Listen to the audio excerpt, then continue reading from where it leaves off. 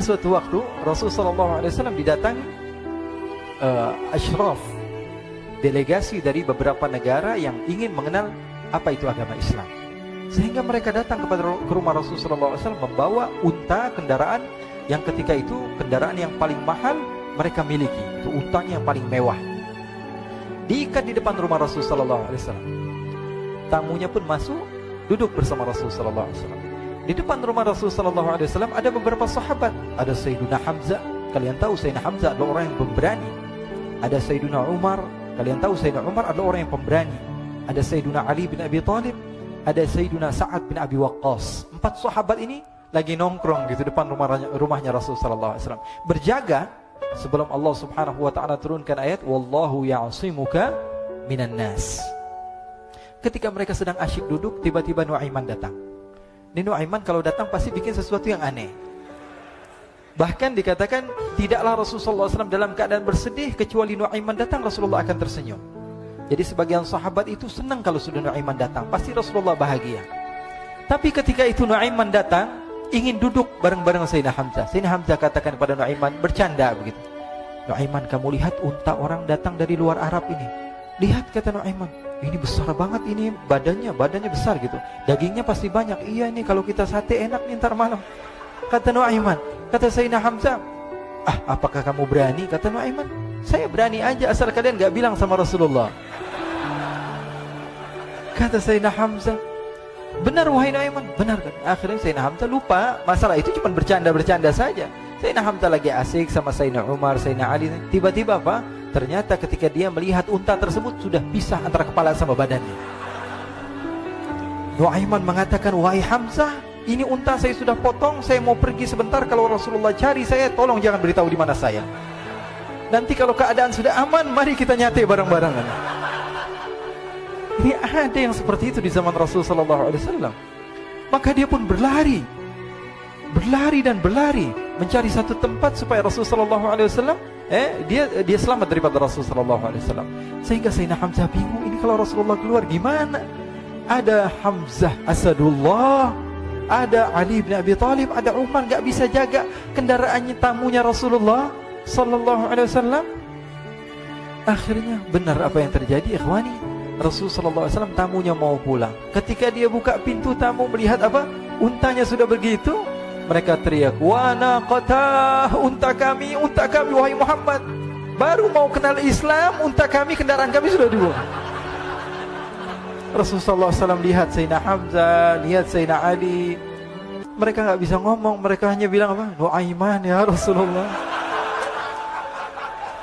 Rasulullah perintahkan Sayyidina Umar, wahai Umar, sekarang kamu ambil uang, kemudian kamu gantikan, kemudian kamu berikan 2 kali lipat daripada harta unta ini, sehingga apa?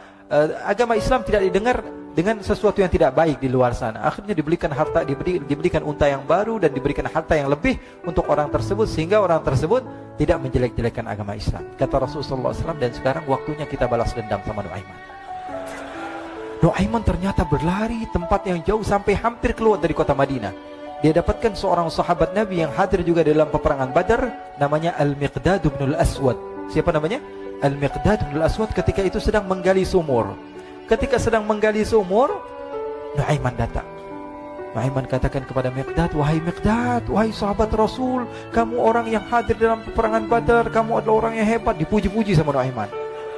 Ada maunya ini. Akhirnya dia bilang, wahai Miqdad, tolong saya. Kenapa wahai Nuaiman? Kamu ini kekasihnya Rasulullah, orang yang disayang sama Rasulullah. Kenapa?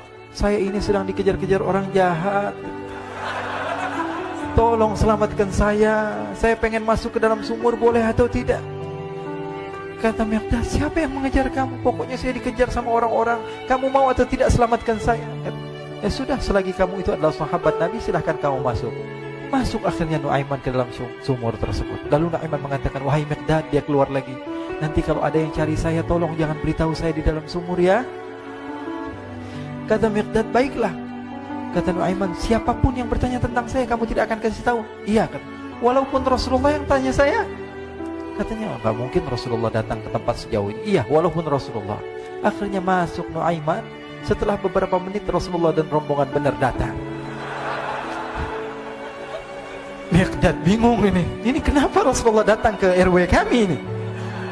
Ada apa ini Rasulullah sampai sejauh ini? Ditanya, ya Rasulullah, ada apa ya Rasulullah? Kata Rasulullah, saya cari Nuaiman. Di mana Nuaiman? Inna lillah, kata Miqdad. Nggak dijawab ini Rasulullah. Kalau dijawab saya ingkar janji. Akhirnya apa dia katakan? Wahai Rasulullah, mata saya tidak memandang kepada Nuaiman, tapi tangannya nunjuk ke dalam sumur. Sahabat.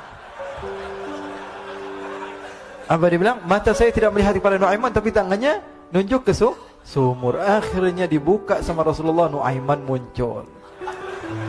Kata Rasulullah, Nuaiman, kamu bikin malu saya, wahai Nuaiman.